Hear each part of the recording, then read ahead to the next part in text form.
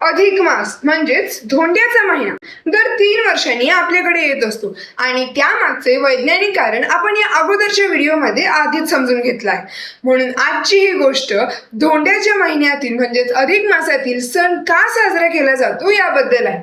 तर त्याचं झालं असं की गौरी अधिक मासामध्ये पहिल्यांदाच आपल्या माहेरी आली होती. मग त्यावेळी गौरीने आईला विचारले की आई, या महिन्याला सगळेजण धोंड्याचा महिना म्हणतात, पण तरी सुद्धा आपण गोडधोड पदार्थ करून सण का साजरा करतो आहे.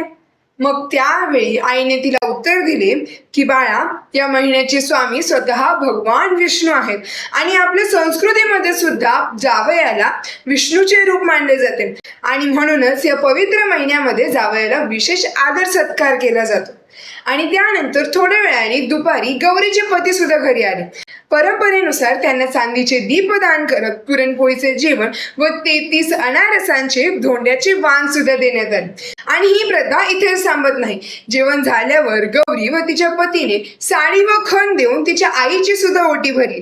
कारण ज्या माऊलीने आपल्या घरात लक्ष्मी दिली आहे त्या आईची पूजा केल्याशिवाय विष्णूची पूजा पूर्णच होऊ शकत नाही.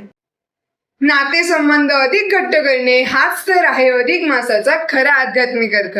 व्हिडिओ आवडल्यास लाईक, शेअर आणि सबस्क्राईब करायला विसरू नका. धन्यवाद.